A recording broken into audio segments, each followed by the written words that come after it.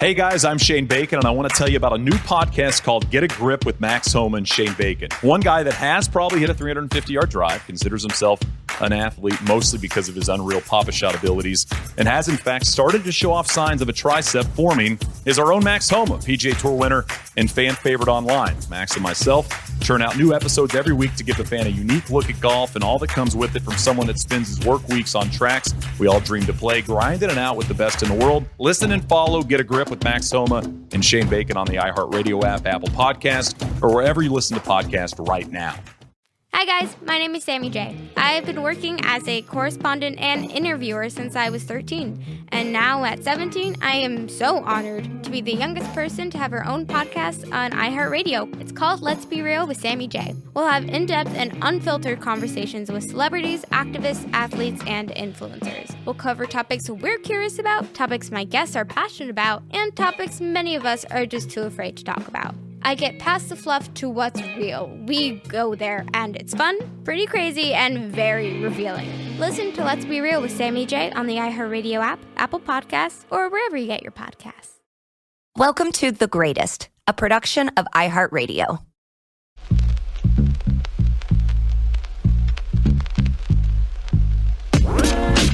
Alrighty, Megan Gailey, how are you doing? I'm doing great. You just let me use your deodorant. Thank you so much. Absolutely. And this is my husband, CJ Toledano. I'm your husband? Yes. I am your husband. Don't laugh. Well, no, it's just funny. You thank me for using my deodorant. It's like, of course, I have no choice. Well, but I didn't. Well, yeah, of course, you have no choice in anything. Yeah. So we are a married couple, and we are hosting this new podcast that you're listening to called The Greatest. Because I don't know, people found us and they're like, this is a very fun couple, I guess, and they love sports, and we love sports. We love talking about sports. We love arguing about sports. When we first started dating, everyone was like, what? Oh yeah, you like sports? Like that's a whole reason to get married. Yes. And I guess for us it was. It was the introduction to us being romantic, I think, if anything. We've known each other for 10 years now. Mm-hmm. We started dating 3 years ago, almost 3 years ago exactly, starting December 5th, which it's already passed. Wow, I'm staring you down. I'm really like, he's hitting these. I forgot about December 5th. No, I don't forget about it. But it is going to be our former anniversary. Anyways, we've loved sports. We've been very good friends over the years because of our love for sports and comedy. I think we find ourselves talking about it so much that we have now somehow made a career out of it. We've crossed over into a career of sports and comedy and whatever people think is a good mixture of the two. So we're going to invite some of our favorite comedians, friends, sports personalities, and have a debate, a discussion, an argument at times. Which is, I think, in the age of social media, the discussion that is always happening is the GOAT discussion. And for anyone who doesn't know, the GOAT stands for greatest of all time. Everyone's, I think the most prominent one is always Jordan versus LeBron, or greatest team, Warriors versus the Patriots. Lakers, or Patriots. Yeah, exactly. And I feel like no one's ever going to get a absolute, answer, definitive one, but the journey to it is always exciting. I think I'm going to give the people the definitive answers. Well, I think that's why it's very fun that you are hosting this, because you don't think you're ever wrong. I do think I'm wrong. How often? I think I'm wrong a lot, but I do think there's arguments to be made why I'm right. But I say sorry, and I say I was wrong. Yes, a lot. Okay. You do. Thanks. I don't know why you're hosting this. You're a very talented sports writer, sports creative, one of the minds behind House of Highlights. I'm a director. Well, you should not interrupt me while I'm giving your credits. I just want you to say it right. I don't know if you guys heard me right. A director at House of Highlights. Yeah. We have both worked for the NFL. We worked at the NFL different years for the Checkdown, which is a very fun brand over there. We've worked at the NFL. You've written for the ESPYs for a couple of years. You've been in a bunch of really great sports pilots that deserve to go. Recently wrote for Blake Griffin's I miss you, Blake. I hope you're doing well. Yeah, you've been to how many Super Bowls? I've been to 3. Which isn't a credit, but, how many people have gone to that many Super Bowls? How many white girls named Megan? Maybe a lot. Yeah, probably. I met some other Megans there. But yeah, we hope that, this is a podcast where we're going to bring on our friends and we're going to talk about, the greatest in every aspect of sports. And I think it's, greatest players, greatest teams, all the way to the fun stuff like greatest sports movies, greatest comebacks. Greatest uniforms.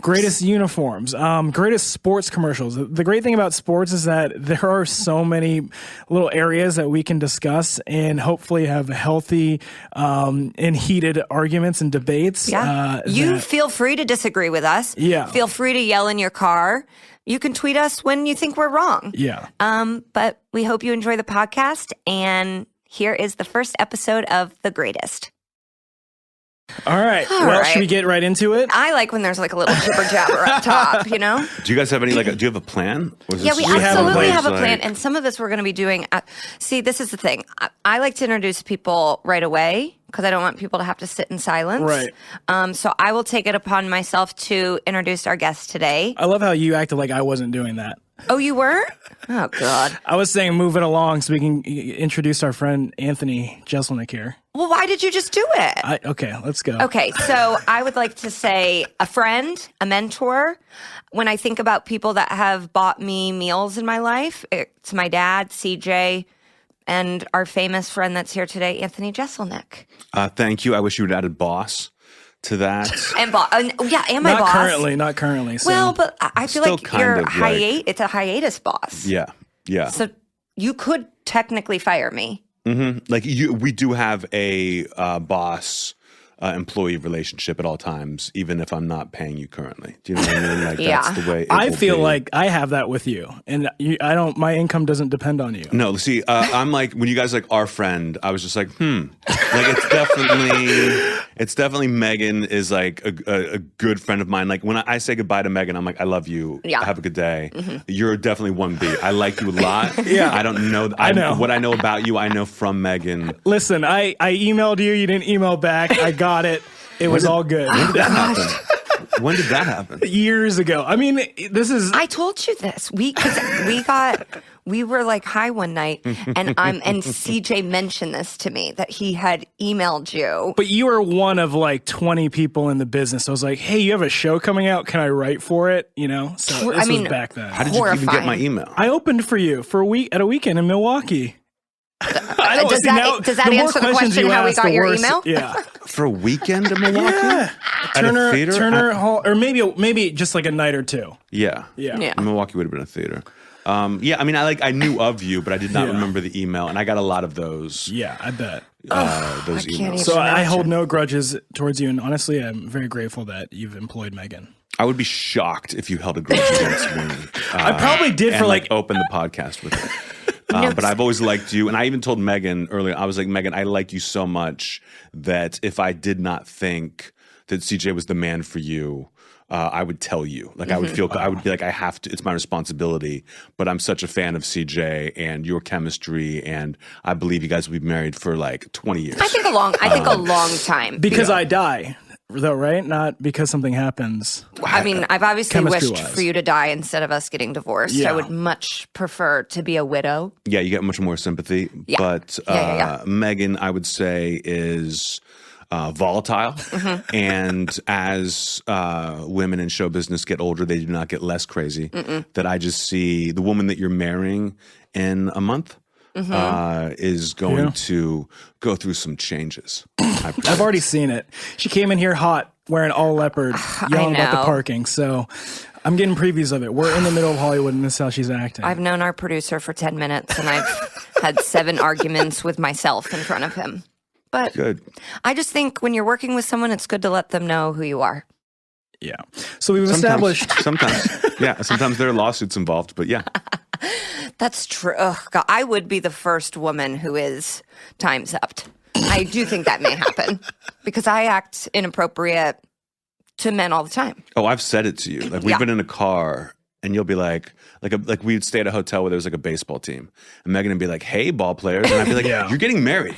Like, stop this.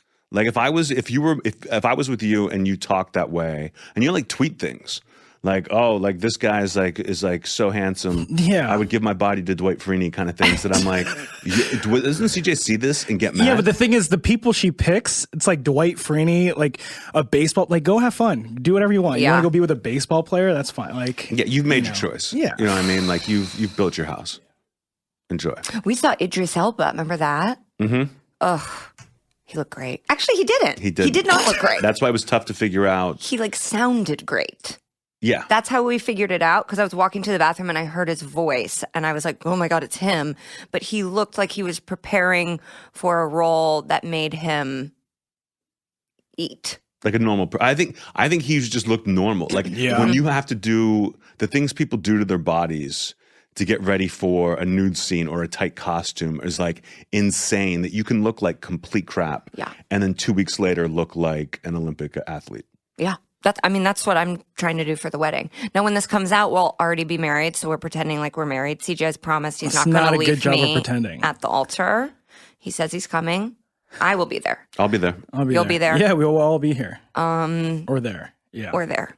I'm still shocked at my like in a blackout, bought your wedding present. Mm-hmm. Which I used last night for the first time. It is very complicated. I believe it. The wine opener. Yeah. That was very nice of you. Thank you. You're welcome. You're welcome. I like to ball out and just get like the best thing on the registry or something that's comical in some way. Yeah. Mm-hmm. Like when our friend Mo Welch had a baby shower, they had like one of the things was a baby gate. Yeah. And I got them 4 baby gates. 4? I was like, that baby's not going anywhere. But like, we don't even have room for these. I just thought it'll be fun for you to open this. And it was a hit. But I not only did I get you the wedding present, but I reserved the hotel. Wow. And sent in your RSVP. Yeah, and sent the RSVP and did it all correctly. Yes. Like I've done that sometimes where I wake up and I'm like, I'm flying where? Like I messed this up completely. My groomsmen, you RSVP'd, you sent a gift all before my groomsmen or any of my close personal friends. I believe it. Like I know if I don't do it right away, I'm going to forget. Yeah. So well, that's very nice of you. Thank you. Now, I put CJ in charge of getting Mo and Sam a baby present. And I thought he would, do like you did, go on the registry, find something. No. I was outside for 5 minutes and I come back in and CJ had purchased some Kyrie, some basketball sneakers, because that's how I know Mo. It's like, I kind of like, if I have some backstory, I'm going to lean more into that rather than a list of things that they need. Like relatives, people who don't really know these people, they can do it that way. I'd rather do. I agree. I think with Mo specifically knowing her, I'm sure she was thrilled with that gift. I heard someone was getting married, had a registry, and someone just like someone who's famous we would all know bought everything on the registry. Hell yeah. And I was just like, it's a baller move, but you're screwing over every wedding guest who's like, well, now what do I do? Well, like, you give money. I mean, I had an aunt text me last week and she's like, we're having a discussion. Do you want money or do you want a gift? And I'm like, I want money. And she's like, I knew it. Like she was so proud of herself. Did you even think about doing the thing where it's like like a honeymoon fund where it's that's like for some I remember when my brothers, no offense, they had like you could buy the dog stuff. It's like no. Like you could give money to the dog, or I think the only if you're like super rich and care about the world and you want people to make donations, whatever, but to be like buy us parasailing, that is embarrassing to me. I kind of agree, but I'll just do whatever they want. I'm just like, let me make it easy. Yes. Let me hit a couple buttons. When do we? We're getting into it. We're going. Yeah. Okay. Let's steer on track here. Anthony, you're here because you're here to discuss. Your topic is the greatest beefs. Now, is there a reason why you picked the greatest beefs? Because we gave you options. You gave me 2 options. We gave him this 2. one just seems very, very on brand. I think and I hope you take that as a compliment. Yeah, sure. I mean, it's definitely not an insult. And I just had like 2 things popped into my head. Like Megan texted me the 2 options. It was beefs and I forget what the other one was. Duos. And I was like, I don't know that much about sports. Yeah. But I do enjoy. I mean, I follow it, but I'm not like Megan has that joke of like, I'm a fan, I'm not autistic. You know what I mean? Like the greatest duos. Oh boy. Makes me think basketball, and I don't know that much about basketball, but I love like the NBA off-field drama. So I was like, off court. Off court. Yeah, they play on a court. Sorry. Thanks. No, but I think I'm doing you a favor. And you're going to correct me on that. You should have emailed me back, Anthony. Periods, it's quarters, bro. Okay? Sorry to flex. Well, because you're from Pittsburgh. And so I think of you as a Steelers fan. Yes. And a Penguins fan. And probably Pirates third. Sure. Okay. Yeah. Yeah. I think I've nailed that in order. I do always think about that your sister dated a penguin, but it was like not like one that partied. No, he was like the one loser. guy. I would hear all these crazy stories that she would tell me that like they would tell her. And I was like, well, I'm coming home. Let's go hang out. And he's like, no, my boyfriend doesn't drink or hang out with the team ever. Was he a big star? It was a guy named, I think I can say his name. Okay. His name was Marty Sonnenberg. He was a really nice guy. And he was like a year older than my sister, so it wasn't like inappropriate. Yeah. And she was an ice skating teacher with a Penguins practice, and like Yager was trying to like take her out, and it was like that's not happening. But Marty Sonnenberg had come in, and he only played for like a year or so, and then was like, well, you're graduating high school, come move with me back to the family farm in Ottawa or wherever. And she was like, no, I'm going to college. Yeah. And I'm not doing that. And they Ottawa is like best case scenario. He could have been like, you want to go back to Ukraine? It wasn't even Ottawa. It was like somewhere in Canada that was like Saskatchewan. Nothing but, someplace we've been. Calgary. No offense. All right. So I have a few beefs that I've chosen. CJ and I have not shared ours together. I don't know what you're picking. I tried to tell you and you like shut me down. I know. I was like, you don't want to have a plan at all? I like to save it for the pod, as they say. I've heard the term "save it for the pod." Like the fifth time I heard it, I was just like, so "Never again." It's so terrible. So do you wanna lead us off? How many do you have? I brought in 2. Okay, That's awesome. perfect. Then give us the one that you think is in second place. Second place in terms of like how famous the beef is, or importance to you, significance. I think. The one that fascinates me. I'll do the one that. They're both kind of equal to me, but one I know less about, and I think you can help me with. Okay. So I'll start with the one that I'm sure you guys have no idea about. Okay. Doc Ellis Yeah. was a pitcher for the Pirates, most famous for throwing a no-no, which he claims on acid. LSD. On LSD, yes. Great documentary about him. He's no longer with us. But my favorite story about him is that they were playing the Cincinnati Reds in Cincinnati, and he showed up at the ballpark, and security would not let him in for whatever reason. They were just like, no, we don't believe you. And he got so mad that when he pitched the next day, he started off beaning every single Reds bat. He hit 3 in a row before they threw him out of the game. Like they realized what he was doing, and Johnny Bench was coming up, and they're like, we're not letting him hit Johnny Bench, and kicked him out. But I thought, I've never heard of anything like this. Of like, game be damned. Yeah. I'm going to bean every player on the team because security didn't let me in. And I thought that was amazingly funny. That's great. Do you know how much longer he ended up playing after that game? I don't. But it was like in the middle of, and he was playing during a time where it was like an anything goes type of deal. Right, but he was softened later in life, but during his playing days was a monster, and like in the best way. I heard recently that he was actually a very, very good guy. Just had all of these wild things. There was some sort. I think it was high school.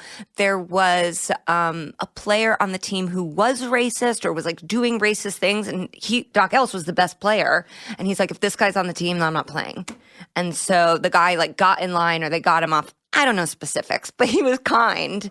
And the LSD story is so wild. Like, they were out of town, and then he had to fly there.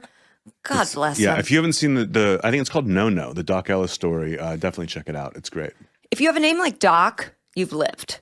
Mm-hmm. You know, like that's like a good. What are you basing that on? Traveling through time.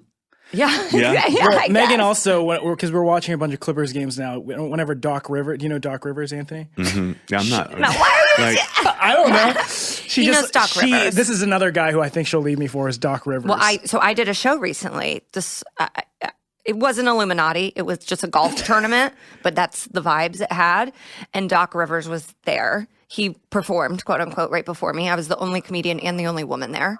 And I said on stage, like, I love you. I would leave my fiance for and you. Honestly, along I would wish with them other luck. Dirty crowd work, you know? Yeah, you can't be mad about that. Yeah, I feel like that ups my status a little bit. And CJ was like, do you think Doc would remember you if you saw him? I'm like, oh yeah. I made an impression. I think I lingered in Doc's mind. So my first one, I'm thinking of this one as sort of an honorable mention that just brought me a lot of joy as a child and has continued to. And I did look up at one point lists to make sure that other people thought this was a beef and was valuable, because I didn't want to be accused of being a total homer. But this is probably my favorite, like, feel-good beef of all time is Reggie Miller and Spike Lee. Yeah. That's a great one. I don't see that beef as like an unfriendly beef. I see it as like celebrity versus, like, it was almost like good-natured in a way. But I'll consider that I think it was like a beef for like a week. Like, I don't think it carried into the next season. It was performative. Yes. It was like, he is a performer, Reggie is a performer, I feel like early on it may have been less romantic. I mean, I feel like through 30 for 30s, as of late, they have made it a little bit more romantic. I think it was like competitively driven. But like, people in Indiana, not to, shit on your home. Please do. If you've seen that doc, it got racial. It got like it's racial from the jump, though, because Pacers fans didn't want Reggie. Yeah, they wanted like the homegrown white boy. Yeah, Steve Alford. They wanted him. I just think that Reggie Miller. And maybe I'm saying this out of ignorance, but I would say, if you were like, who was one of the best trash talkers in the NBA of all time, I would say Reggie Miller right off the top of my head. I'm sure there were people who were worse, but he just talked so much. Yeah. And Spike wants to run his mouth on the sideline. I just think it was like a kind of a little bit of a dream team. I can't think of like, if like Nicholson was like heckling, it wouldn't have been as cool a beef. But Spike Lee versus Reggie Miller just like captured the imagination and the racism of Indiana. I think it could honestly fall under greatest duo too, because it was absolutely. Like, oh, you wanted to see, like, if Spike wasn't there, you were like, well, who's he going to fight with, Trump? Like, you like wanted some New York funny person. But I always think of it like, watching that documentary, I think the duo would be Spike Lee and who's the Nick who like saved him in the next game. I'm not Ewing. It was Stark. John Starks. John Starks. Yes, but that's who Reggie made like snap too. Yes. Who got the headbutt. Yeah. But then in the next game came, and like, if Starks hadn't had the game of his life, the Pacers win that series, and Spike Lee's a pariah in New York. Yes. I think it goes back and forth that he's a pariah. Like, he has been distracting and whatnot. Now he's kind of just like nobody. I don't even know if he goes to the games as much. Well, I mean, he won an Oscar. I wouldn't call him a nobody. Well, I mean, for the Knicks. Okay, which is insane. Again, Knicks fans are insane because they're losing, and they're just a story by how obsessed they are. It's like, don't care about the team. Go live your lives. You live in New York. Syndrome. I'm just shocked at how like expensive basketball tickets are. Like, NBA tickets are so expensive. If your team is like in the preseason, they have no chance. Why would you ever go see a game? Yeah, we just got done begging Megan's agency to give us tickets for. I feel like I'm outing you on so many things. That's okay. Because I didn't want to pay for it anymore. We wanted to go to the Christmas Clippers Lakers game, and it's $1,000 to be in the. I did it a couple years ago. My brother was in town, and I was like, let's do something fun. And it was like, Lakers, Clippers. I haven't been to an NBA game in like 15, 20 years almost. I went with my best friend Greg was a big Celtics fan. We saw Celtics Lakers. It was a great experience. And I went with my brother, and it was the same day. It was Christmas Day. Yeah. Both teams were pretty terrible. The Clippers were a little better, and they sat everyone. Yeah. And it was like all families, and it was right after the Steelers had just beaten the Ravens in this like amazing game to make the playoffs, that we were just like so pumped over that, and then went to the game and left in the third quarter, and it was so expensive. Yeah. And it was still just like, I can't sit here with all these families. Like, Christmas Day games, I think this year it will be amazing. Yeah. If Kawhi plays and everyone's healthy, but I couldn't stand it. I was like, I'll probably never go to a basketball game again. Yeah, I think we're more so going for the Instagram opportunities. Just taking pictures. I mean, like, our friend is like, what outfit should I wear? Lisa is coming with us. So when I emailed, I was like, I need a wedding present for CJ.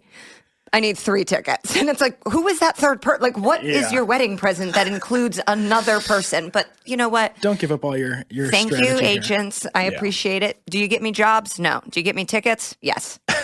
And that's all that matters. You've worked. I work a lot. See, no, you guys do said. a great. No, I was saying, no, you do great work. I appreciate you. Yes. Okay, CJ. What percentage of your jobs would you say you've gotten from me specifically versus your agents?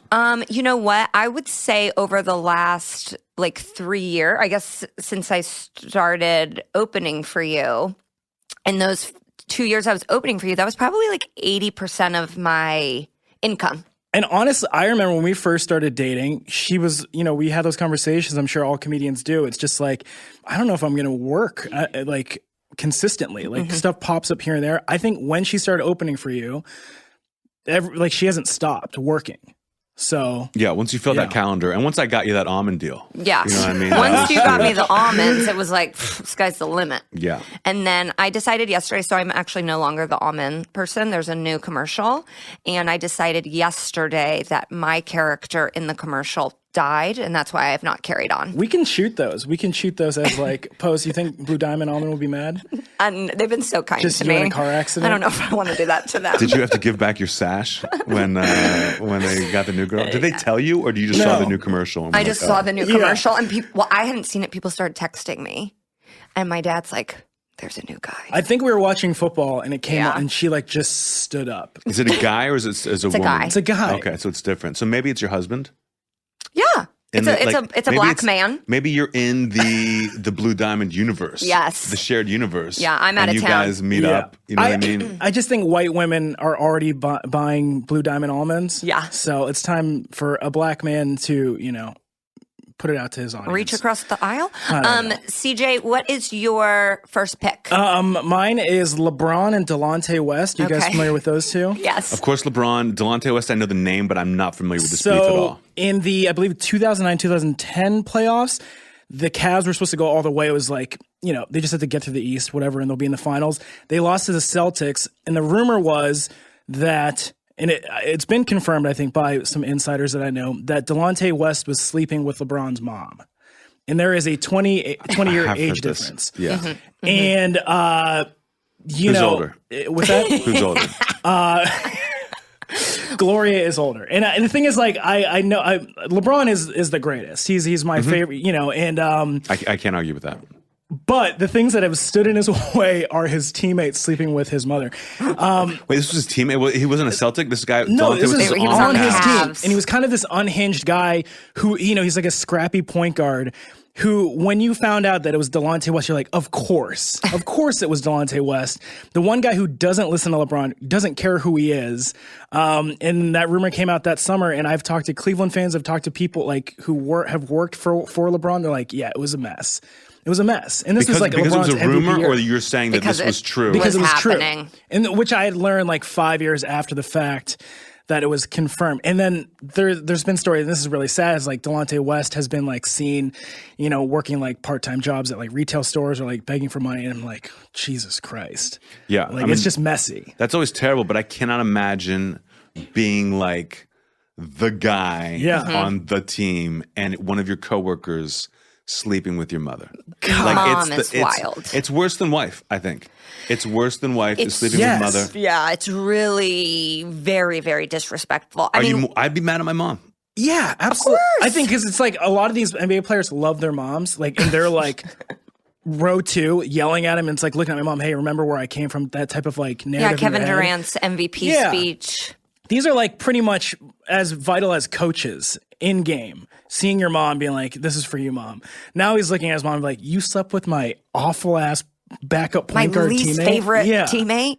And was it just like a one-time thing, or was it like an ongoing affair? That I can't confirm that. I like to imagine, we've all been out 6th Street in Cleveland. Is that where like the clubs are? 6th and Euclid. 6th and Euclid. We've all been overserved and slept with someone's mom we weren't supposed to, and then let it continue. There's not a lot going on in Cleveland. Sure. Like, I'm sure Gloria found him and was like, the deed's already done. Let's keep it going. I mean, he was immediately off the team. Oh. Yeah. That was already like, oh, maybe this is true. And yeah, I mean, it's just messy. And he hasn't been like publicly vocal. That's why I don't know if it's a beef. It's more so just like, man, I hate this guy. And that is like a running joke. Yeah. And Delonte West has fallen so far that he can't really be a beef once you're like begging for change. It's like LeBron won. Yes. There's no one like, well, if you look at it from this point of view, Delonte got the better of him. I'm sure it's always awkward at family events. But, I don't know if she gets invited to Taco Tuesday. But, Yeah, that kind of reminds me of what was the one with, you would know all about There this. was a Pacers one, too. There's a Tony Parker, there's a Steve Nash one, the Suns one. No, not Steve. Wasn't there like a guy who got in a car to drive to go fight? Yes. So that was Derek Fisher and Matt Barnes. Yeah. And I heard this story recently. It's a good one. Matt Barnes was telling the story on radio, and he said, so they were together. They had 2 kids. Matt Barnes and it was Matt Barnes' wife. I honestly think her name may be Gloria too, but she was on Basketball Wives, which is a show that was created by Shaq's wife after they got divorced because she was mad at Shaq. Hoops? No, just Basketball Wives. No, was his wife named Hoops? I cannot recall. Sorry. And so they were in the car. She had gone into a store to get the kids food. The 2 kids were in the car, and her Bluetooth was connected to the car. And so text messages started being read in real time, like, I can't wait to see you, baby. Yeah. And he said he could hear Derek Fisher's voice. Like, he said he heard it and goes, that's Derek Fisher. I think it was a phone call. Knew him. Yeah, it was. Yeah. You know when you get a phone call and it within a certain range, it still works. And so his twins were in the back watching cartoons on their, whatever, headrest TVs. And then he's sitting there waiting for his wife, and he hears Derek Fisher, a guy, I think they were on the Lakers together. Regardless, they are, he's hearing it unfold. And then he ended up driving 90 miles is what that Kanye song is about. That's so funny. Because I always knew, don't leave your phone out in front of your significant other, because bad things could happen. But it never occurred to me that you could just be get out of the car. Yeah. And you get back in the car and they're like, well, I know everything. It's the equivalent to the hot mic. When you go to the bathroom, you're talking shit on the crew or something. And none of us have learned, No. We haven't. The man who did it, who killed all of his wives, I still talk shit on mics all the time. I do it constantly. And what am I doing? They'll be someone cover up their the mic and talk, and I'm like, why are you doing that? And because everyone's listening, and I'm like, what? They don't care about this this petty stuff we're talking about, but they all do. No, they do. There's gonna be a show of me someday, God willing, of it's just subtitles of me being like, I don't know why she's being such a bitch today. That's all I do when I'm mic'd up. Okay, we're gonna take a quick break, and we'll be right back after these messages from our sponsors. This episode is sponsored by Blue Chew. Guys, remember the days when you were always ready to go? Now you can increase your performance and get that extra confidence in bed. So listen up. BlueChew.com. That's blue like the color blue. Blue Chew brings you the first chewable with the same FDA-approved active ingredients as Viagra and Cialis. You can take them anytime, day or night, even on a full stomach. And since they're chewable, they work up to twice as fast as a pill, so you can be ready whenever an opportunity arises. If you could benefit from confidence where it counts, Blue Chew is the fast and easy way to enhance your performance. Blue Chew is prescribed online by licensed physicians, so you don't have to go to the doctor's office or wait in line at the pharmacy. And it ships right to your door in a discreet package. They're made in the U.S., and since Blue Chew prepares and ships direct, they're cheaper than a pharmacy, and best of all, there's no more awkwardness. Right now, we've got a special deal for our listeners. Visit BlueChew.com and get your first shipment free when you use our promo code /greatest and just pay $5 shipping. Again, that's BLUE Chew.com /greatest to try it free. Blue Chew is the better, cheaper, faster choice, and we thank them for sponsoring the podcast. What up, y'all? It's DJ Envy. I'm Angela Yee. And I go by the name of Charlamagne the God, with the world's most dangerous morning show, The Breakfast Club. What made you come to this show? I'm a big fan, you know what I'm saying? I watch damn near all y'all interviews, so. Right now, your show has the pulse of the culture. There's something for everybody. I'm really so grateful, when I see y'all, because I do remember how far we go back. I love you guys so much. I love this show. And it's like, what? What just happened? Listen to The Breakfast Club in Detroit on 97.9 WJLB and anywhere on the planet on iHeartRadio. Okay, we're back. And through the power of technology, here we are. And I shared my honorable mention, and now I have two that I'm almost positive you guys are not going to have. Okay. So we're skipping me the second round? I don't get to go it's first? just because you have two. And you have one left, and I have two left. So I thought maybe I'd do mine. So you really have to get 3 years. That's what you're saying. Well, yeah, I just have extra ones. So I'm going to say this, and then you'll be like the headliner. Okay. Does that make sense? I mean, it makes sense that you're a bad host. Of course that makes sense. Yes. You're hosting my show tonight, though. Yeah, I am. Okay. I mean, you've watched me host. It's I don't know if it's bad. It's unique. I don't know if I've ever seen you host. I've seen you open, but we've done 2 people. Did we ever do a 2-person show at like a club? No. It's, when we talk about, so I'll be like, well, they were opening for us. And then I'm like, they were opening for Anthony. I don't know why I'm adding myself into that. Okay, right, so go ahead. I'm really torn. Okay, I know which one I'm going to do. So this one I just think has lasting ramifications and really honestly like altered the course of someone's life.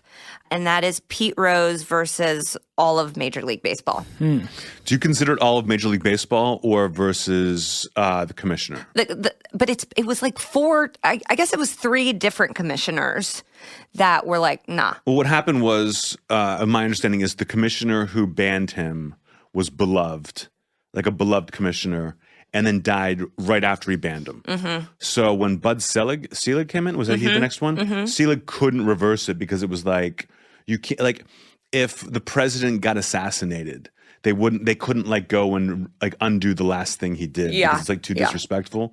That Rose was just screwed. But I thought baseball, I've always like kind of taken the opinion of like a Tony Kornheiser of like, you belong in the Hall of Fame. I think so too. Put an asterisk on the plaque if you need to, but like you should be in. I think a lot of people felt that way up until he was like, I'm coming clean about this. I did bet on baseball. Yeah. By the way, buy my book. And everyone saw through it, and it was vicious. But like, did baseball hate him? Well, so the agreement that I knew, they were like, you are done, and there was a commissioner that was leaving, and it may have been that one. And the agreement that they came to was, tell us what happened, and we won't tell anybody. But you need to tell us for the sake of like trying to prevent this and how you did it and going forward.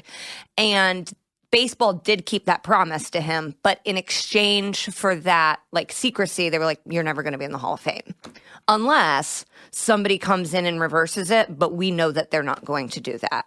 So he sort of outed himself in the same way that you're saying, like, he was like, here's all my secrets, buy my book. And it's like, Pete, we didn't need to know. But also, I'm not a professional athlete. I just don't know if it's that bad what he did. And I know that's terrible to say. I don't think you should bet on your own team. But it's like, listen, he likes to bet. You can't bet on your own game. Like that's just like you cannot do that. And betting on baseball, it's a slippery slope. From what I heard, it was like he loved to gamble on everything, but he lost on everything except baseball. Like he just knew baseball. Yeah. But you can't be a manager and do it. No. He could have like retired and then bet on baseball all he wanted, but he thought he could have it both ways. But you want to see that guy in the Hall of Fame. Like you're telling me Ty Cobb was a better person than Pete Rose? Like I just don't. Yeah. I don't believe. But the way Pete Rose handled it was terrible. Like I used to like it when he would show up at the Hall of Fame and sign baseballs for people, and now it just seems. I don't know if he still does it. No, I know what he's doing now. The last thing I worked on, we tried to get him. And he, at one of the Vegas casinos, he sits and signs things all day.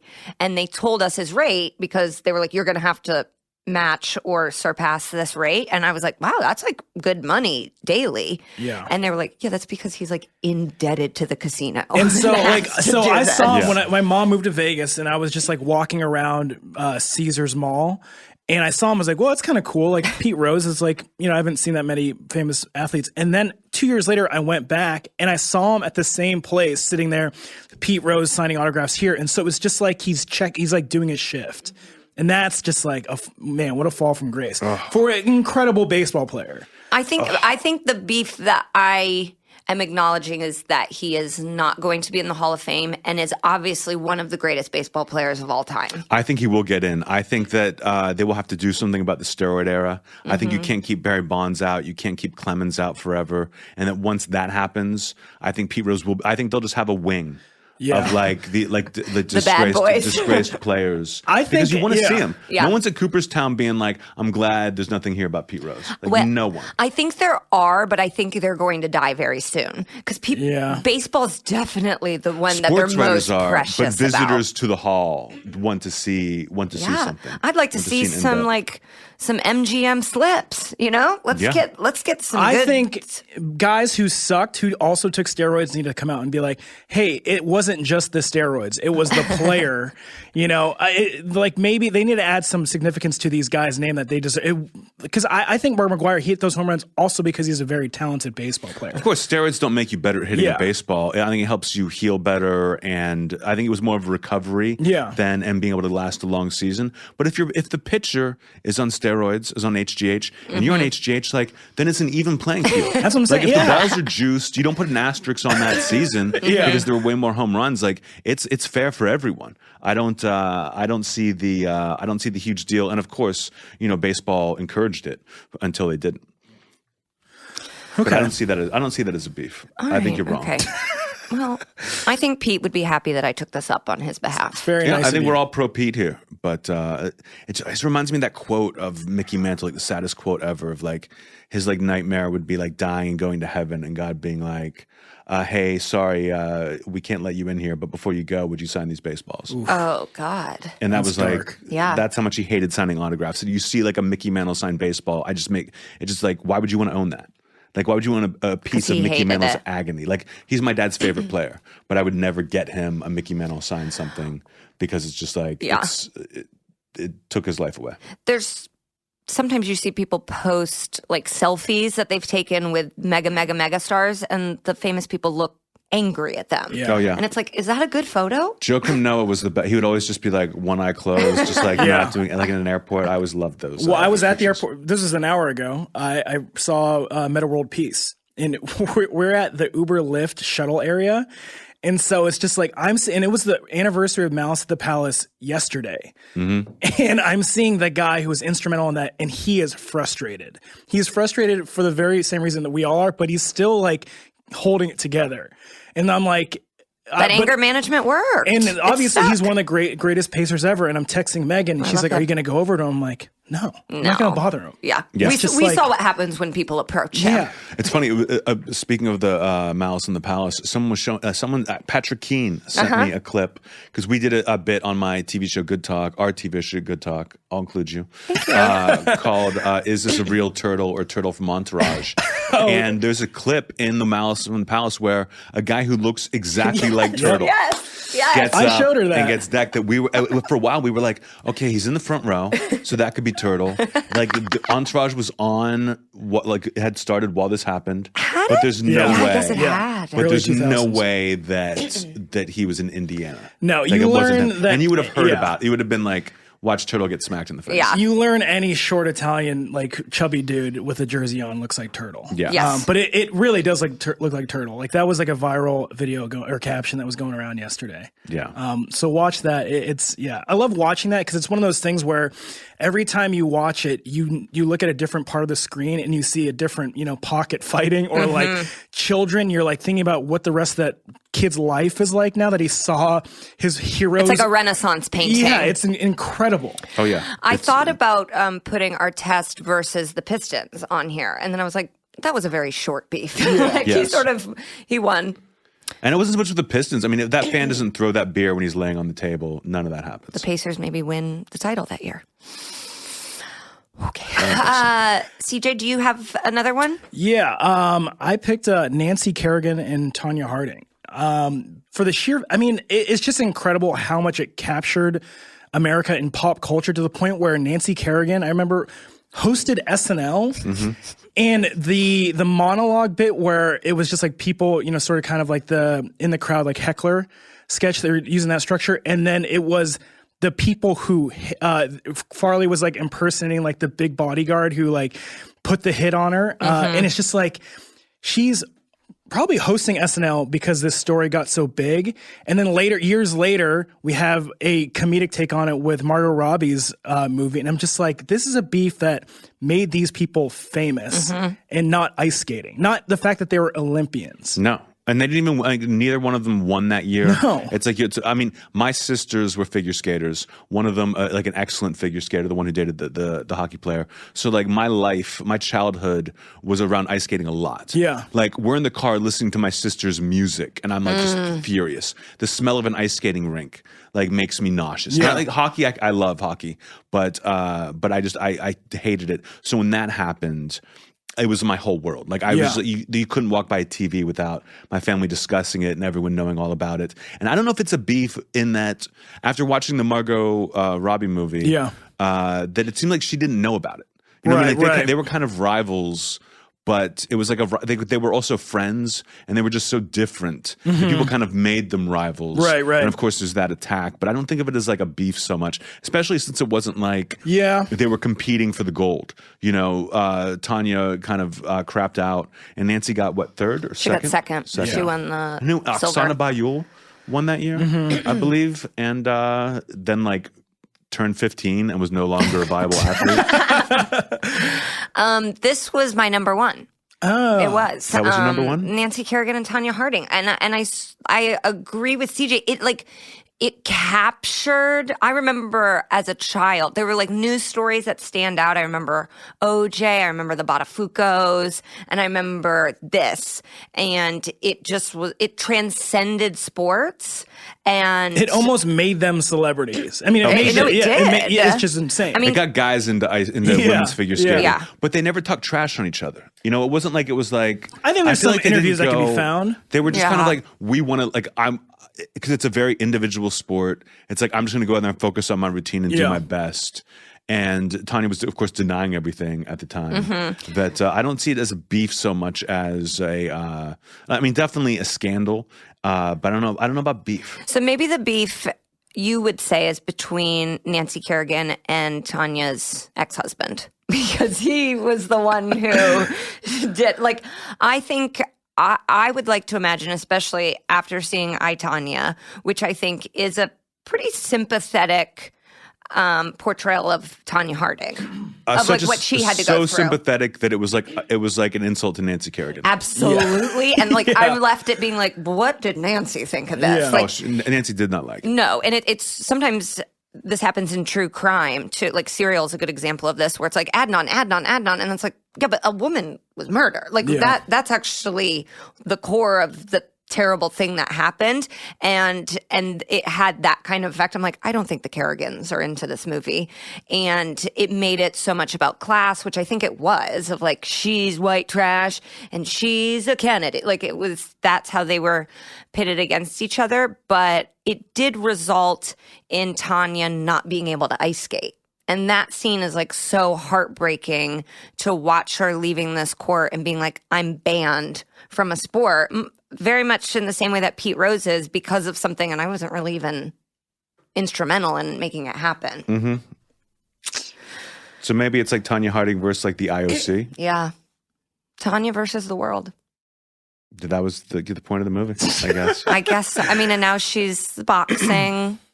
I like, if she was gonna be. She boxed like once or twice. Celebrity boxing. Yeah. She was like one of the first people to get in the ring, but I don't think she didn't make a career out of it. She wasn't like. No. But I think if she was gonna be doing like a meet and greet and it was like 5 minutes from my house, I would go. If it was 10, I don't think I would. But if I could walk there, I would be there. The movie made me like her. It did not make me want to meet her. You know, I'm not like, oh, wow. Like, I wouldn't know what to say. Well, because what would you say to her, Megan? I would be like, listen, Tanya, I'm more of a Nancy, unfortunately. But I do feel for you, and I'm on your side. Like, I'd rather meet Tanya's mom. Yeah. You know what I mean? I'd rather hang with her. She seemed like she had it together. Also, Oscar-winning movie. Yeah, I think Allison Janney won an Oscar for that. It's just funny to be an abusive mother, abusive, like, white trash, cigarette smoking mother, and also be super into figure skating.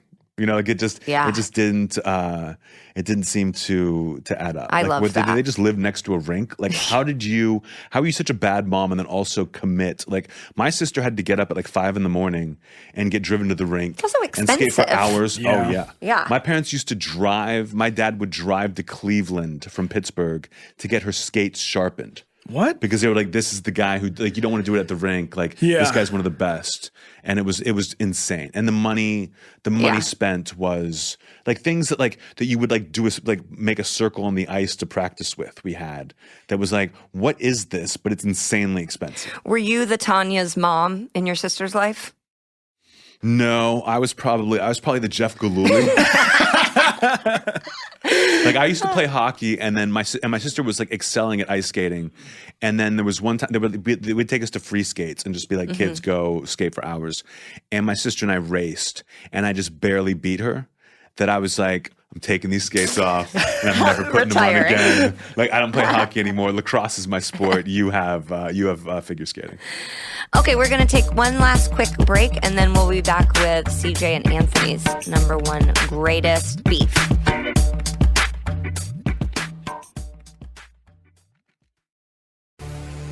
Do you like boats? Do you like big boats? Do you like people working on yachts? Do you like poor people and the rich people they serve on yachts? Are you always like, what goes on below deck? Hi, this is Anna Hosnier. And Nick Turner. The hosts of Deckheads, and we want to take you on a fun and goofy adventure. In this binge-style podcast, we will watch and recap every episode of Bravo's Below Deck and all of its spin-offs. We got Below Deck Mediterranean and Below Deck Sailing Yacht.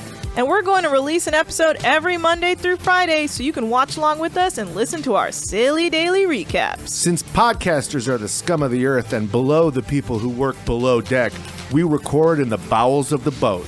That's right, we're just two fabulous idiots trying to catch you up on one of the most wonderful shows on television with our self-proclaimed quirky and offbeat personalities. I never said that. Okay. Listen to Deckheads on the iHeartRadio app, Apple Podcasts, or wherever you get your podcasts.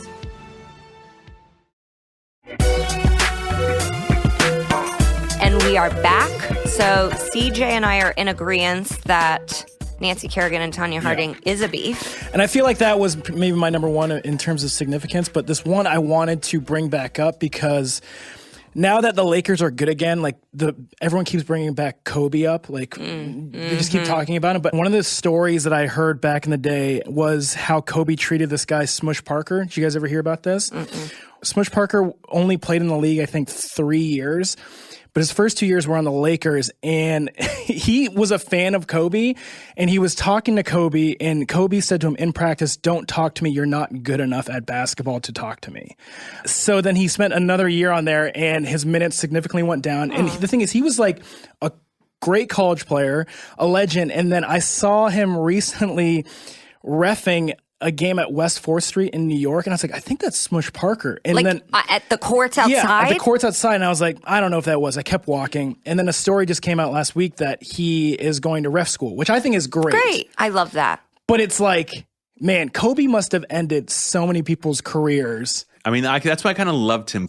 And like, he tried to have that kind of like redemption tour where you like would see these articles about like this trainer talked about the one time like Kobe like made him a sandwich. Yeah. You know, like that Onion article where it was like Kobe tears up remembering all the times his teammates made mistakes. You know, like I loved Kobe. He is like, I don't like Kobe for, sort of ingrained reasons that I can't separate from, but I do find him to be very attractive. And I find like his way about him is so visually, he's so charming. Like when he even was walking up to get that Oscar, I was like, that's a movie star. Like that's like, he's just like there is like a cool vibe about him. I feel like whenever you hear like a story about Michael Jordan, you're like, God damn, Jordan was an asshole. Like that if they had like switched eras, Kobe was like a Jordan who talked more. Yeah. Who just didn't have the filter that you knew more about Kobe. That if you had really known about Michael Jordan, I don't think he would have been nearly as popular. Yeah. Like he just knew to be silent and sell as many Hanes as you can. Mm-hmm. Yeah. Because that's what you're good at. That smile is fake. And that's why they were so successful. Mm-hmm. They're also pre-Twitter.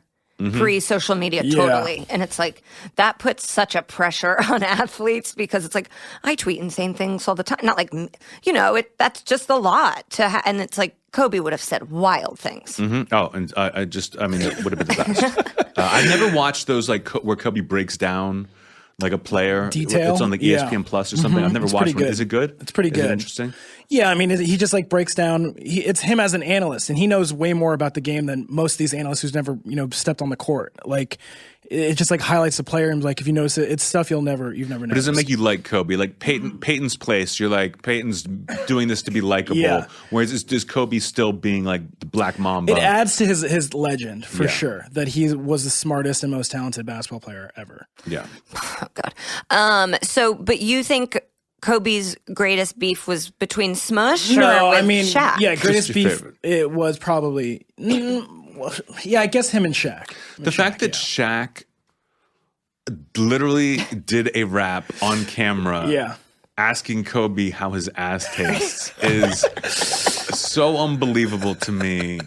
Like, I've never gotten over it. Like, I just couldn't believe that someone of Shaq's stature, who's like in every commercial, it's the incredible. most lovable guy ever, like said that in like a rap he made up. And then people moved on with their lives. Someone on Twitter said that Shaq is our Krusty the Clown, and I've never heard a more perfect parallel. Like, you think about there's every new Simpsons episode, it's Krusty with a new product, and that is Shaq. Oh yeah. Someone said that Shaq has an overall deal where he has to do whatever product that is under that deal. So it's like, hey, show up on set. We don't even know what it is, and he has to do a commercial for it. I would believe it. I mean, there's no way he's friends with the general in real life.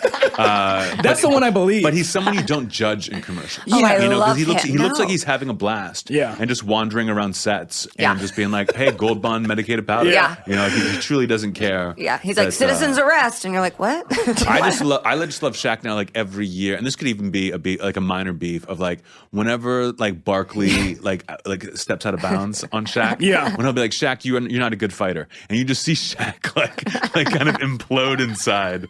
That I love whenever those two go at it. Did they wrestle recently or were they boxing? They wrestled. I think like Shaq tripped on his mic pack or something. I mean, that show is incredible because you get no basketball analysis. You just get these old dudes like just trying to talk to each other. It's awesome. I don't even think they're watching incredible. the games. Yeah, I would like honestly. I enjoy watching that more than I enjoy watching the actual games. Like absolutely. Watching them talk in between because in the NBA, unlike any other sport, you're allowed to criticize. They're allowed to be like, these guys suck. Like, this guy stinks. He should never be in the NBA. And like, no one gets mad about it. Even when Shaq like bullied a guy for like 3 or 4 years. Yeah. Until Shaq's mom was like, stop doing this to him.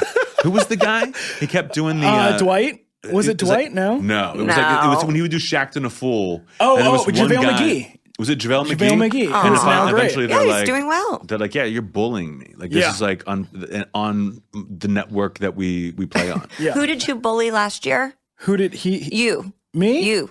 Jared Dudley? Jared Dudley. I didn't bully him. Well, you said he doesn't belong on a team. Well, now he belongs on my favorite team. You were Shaq and a fool. Yeah. Anthony. I gotta feel like I've got the best beef out of all of these ones that have been brought up. Is this the final beef? This is. We've been pretty passionate about what a beef is. So ready for you to. Because the secrecy around this beef is what's fascinating to me that I didn't really know about it until I think that like that Bad Boys documentary. Yeah. But like when I was a kid, I remember the Dream Team, right? The greatest basketball team of all time. I remember the McDonald's cups, you know, I don't remember Larry Bird being injured. I remember like everyone just being like superstars. Of course, the Charles Barkley dunk over the guy. I assumed Isaiah Thomas was on that team. Yeah. So my beef is Isaiah Thomas versus, and I'll make it the entire Dream Team because it's clearly about Magic Johnson. Magic Johnson hated Isaiah Thomas. They were great friends. And then when Magic came out as HIV positive, and I did not remember this interview at the time, but it just in the locker room is like, I don't know anyone straight who's gotten it. And not only did Magic cut him out, Jordan cut him out. Jordan said he wasn't going to play. Yeah. And it was like, I mean, that was Jordan's team. If Jordan had been like, we're getting Isaiah, but he was like, we're keeping Isaiah off this team, and everyone else went along with it. No one on that team had Isaiah's back at all. That I think that's the most fascinating beef is that like, did they ever talk about it? Like, did they ever like in Isaiah? It must haunt Isaiah to this day that he was not on that team. I think it definitely. I think it changed his trajectory. Like Isaiah's not even on like the best basketball panels anymore. And I think it's because he got pushed down and it hasn't recovered. I think that his time with the Knicks and that lawsuit that they insanely did not settle and let all the details come out, that hurt him. He's a bad GM and a bad coach. And then having him be like a coach of a women's basketball team after that, you're like, this is insane. He worked for the Pacers at one. I honestly cannot remember if he was GM or the coach because and he was so bad and everyone hated him. But then when I watched the Bad Boys recently, and I think I'd seen it, and then I like refreshed it, and it's a sympathetic portrayal of him. Like you see them as like a team, and it's like, oh, I guess everyone was so mean to him and mean to them and hated them, and he was sort of the face of it all. But they bring up and they harp on when they walked off the court and with 7 seconds left and didn't shake the Bulls' hands, and it's like it seemed like even before that, Jordan was like, I don't fuck with you. Yeah, but I think Isaiah Thomas had that baby face that everyone wanted to love him. You know what I mean? It's not like no one complains about Charles Oakley. Yeah, you know, it's like, but it was like a nightmare to people. But I just think it's so fascinating that like the greatest players in the world would cut out one of the other greatest players and never talk about it. And because imagine now if that happened, like someone would be on Twitter, like people would break the story of like, this is why Isaiah Thomas is not on that team. Like this is what happened and get into detail. And I hopefully one day they really break it down because it's fascinating to me. Well, part of it too is that Isaiah's from Chicago and his whole entire upbringing, it was like, this is a Chicago kid done good. And then Jordan came. And he's Chicago, even though he was born in Brooklyn, moved to North Carolina, like that's Chicago. And Isaiah Thomas, like, what about me? I won championships before Jordan. I stopped Jordan from winning 8 championships. Like it's crazy. And so like this is a thing that's probably just lingering in his head, probably to this day. Yeah. Yeah, the Chicago thing really, really messed up, as well it should. Like, I would be annoyed if it was like, this is my hometown, and now, like, when Kobe gets booed in Philly, you know, it's like, I'm a hometown boy. Right. Like, why do you hate me so much? I must drive him crazy. I forgot he said that thing about, well, he says he didn't say it. When they, like, show it back, Dennis Rodman said if Bird was white, or if Bird was black, he would just be, like, another good player. He'd be the 5th best player on the team. And then Isaiah sort of co-signed it. So it's like he did do a pretty effective job of insulting every single legend that was playing at that time. Yeah, but that was so far before the Dream Team thing, and Bird clearly didn't care. I mean, he was so wrong about it that no one had either one of their backs. And I love the thing, like in that documentary they talk about it, they were like, listen, it's probably the first time in Dennis Rodman's life he's gotten tuned up by a white boy. You know, like, so he was in his feelings about it. Rodman was like basically a child at the time. Yeah. But Isaiah should have known to, he had his teammates back. Like they said it was a net positive for the team, even though he had to go. But his apology when he sits down next to Bird, press conference. And instead of being, if he'd be like, this is the baddest white boy to ever play the game, I apologize. Have a good night. But like to sit there and be like, if you listen, see that you listen to that, that's me kind of smirk. That's a smirk. Yeah. Like that. He was just drowning. Isaiah he can't get out of his own way. But Bird, I don't think he had the pull on that team, on the Dream Team, the way that Jordan and Magic was almost ceremonial on that team. I mean, he played well, but he wasn't like one of the main guys. But he must have been so beloved by everyone to completely cut out Isaiah. Were any Pistons on that Dream Team? I feel like Dumars was, which is insane. Yeah, I think you're right. He was either on that one or the second one that was like 2 or 4 years because they do. Dumars was on a Dream Team. And, I think that was and Magic and Isaiah are good now, right? I don't think so. Oh. There was something where they had kissed before a game. Yeah, didn't they do but a that sit was down? Like, yeah, they may have done a sit down. But that's the great thing about Jordan is he has, like, a lot of these players will go on these tours just to be relevant again, and they will apologize just to make headlines. Jordan has done that with nobody. He like unfriended Charles Barkley, which is funny. Yeah. And those guys were super tight. Barkley said he wasn't like a good owner, and he was like, we're done. That Jordan, and I don't know how much of it is like with that thing where they were saying he's like Jordan says Steph Curry's not a Hall of Famer. Yeah. That they said if he had said Steph Curry's a Hall of Famer right now, he would have gotten fined for tampering. Interesting. And I don't know if that's true, but I've heard that. You can't compliment when you're an owner? No, because it's like you're trying to woo the guy It like when they were like, oh, I'd love to have right. you know, the Greek freak on my team, and they're like, you can't say that. It's like, yeah, but we would. Yeah, but like, who wouldn't? Like, that's insane. It's like we'd love to win every game this season. Yeah, well, $25,000. You know, it's a competitive league. But yeah, that's always been, just because I've never seen such secrecy around something.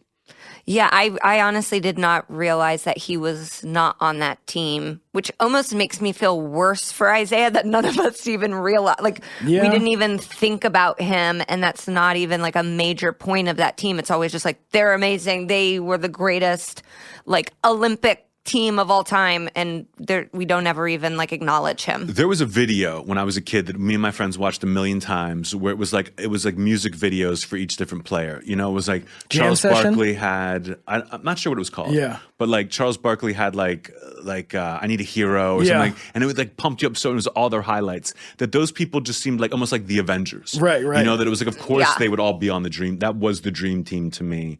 That it's tough to separate them, you know. Yeah, all right. It's like being like Superman isn't on the Avengers. It's like, no, it's a different comic book world. Well, I asked if Wonder Woman was coming. What did we see? Coming.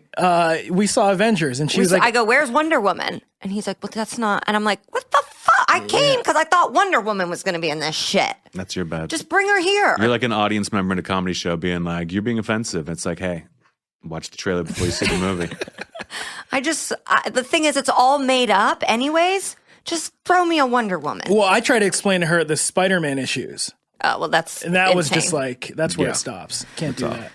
All right. Well, I feel like we've solved it. Yeah, I'm going to now plug my podcast. Yay! The only reason I'm here, I have a sports adjacent podcast called the Jeselnik and Rosenthal Vanity Project, JRVP, where we've done 51 episodes now. Gets me in trouble constantly. It's fun to listen to me and my best friend, who's an NFL analyst, talk about the news of the week and just talk wild shit. That's great. They can watch your specials on Netflix. What about the show? 2 specials on Netflix. Yeah. A Good Talk. I've already gotten in trouble. By the time this airs, by the time it airs, it'll be fine. There's supposed to be a press release this week. It's going to come out right after Thanksgiving.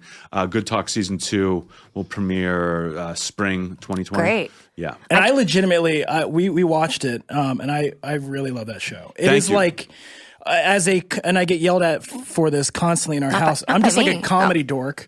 Like I love the way you talk to these comedians and like, you know, pull back or like archive all this footage and it's great. It's just like people who are addicted to stand up. This is a great show for you guys. You're basically the target demo, like someone who is just like knows enough about comedy that you get the inside baseball stuff, but also can enjoy watching 2 comics go back and forth. So it'll be interesting to see who we get for season 2, and if there will be a season 3, if there will be a Comedy Central in a year. You know, I thought of a new segment last night for season 2, and then I was like, I wonder if that would be too mean. And then I was like, no such thing. I can't wait. So you can find Anthony at Anthony Jeselnik on Twitter. I'm at Megan Gailey, at CJ Toledano. Yep. Listen, we engage with each other. We'll engage with you. A little too much. Tell us if we're doing it too much. No, it's fine. Please don't tell us anything. And feel free to send us what you guys think is the greatest beef. And then also, while you're on your phone or your laptop, go and rate and review the podcast on iHeart or iTunes or wherever you get your podcasts. And thank you so much. Please keep listening. And subscribe. You forgot to say and subscribe. Anthony, thank you so much. This was definitely a favor. Okay, Anthony, you're the greatest. This is the greatest favor. Thank you. The Greatest is a production of iHeartRadio. For more podcasts from iHeartRadio, visit the iHeartRadio app, Apple Podcasts, or wherever you listen to your favorite shows. Do you like boats? Do you like big boats? Do you like poor people and the rich people they serve on big boats? Are you always like, what goes on below deck? Hi, this is Anna Hosnier. And Nick Turner. The hosts of Deckheads, and we want to take you on a fun and goofy adventure. In this binge-style podcast, we will watch and recap every episode of Bravo's Below Deck and all of its spin-offs. And we're going to release an episode a day so you can watch along with us and listen to our silly daily recaps. Listen to Deckheads on the iHeartRadio app, Apple Podcasts, or wherever you get your podcasts. 27 Club is a new podcast about famous musicians who died prematurely and sometimes mysteriously at the age of 27. This podcast is hosted by me, Jake Brennan, creator and host of the hit music and true crime podcast, Disgraceland. Season 1 features 12 episodes on the life and death of Jimi Hendrix. The 27 Club contains adult content and explicit language. You can listen to the 27 Club on the iHeartRadio app, Apple Podcasts, or wherever you get your podcasts. Watch out for your ears.